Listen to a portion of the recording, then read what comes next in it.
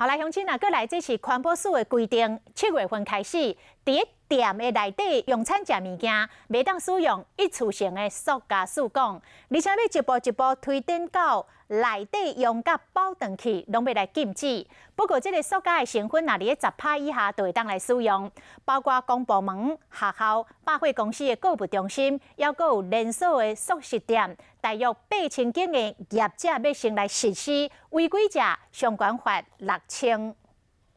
现在买饮料还有附一次性的吸管，但是7月之后呢，内用完全禁止，外带也有可能不能再使用。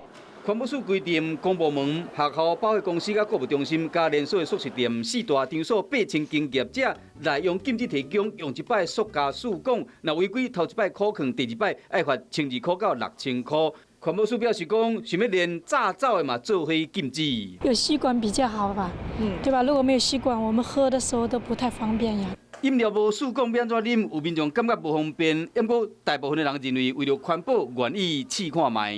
困扰一定是会啦，但是为了环保，我觉得还是可以。这样子可以减少塑料的那个增加。就自己自备，像那个现在不是外面都有这种那种就是金属的吸管。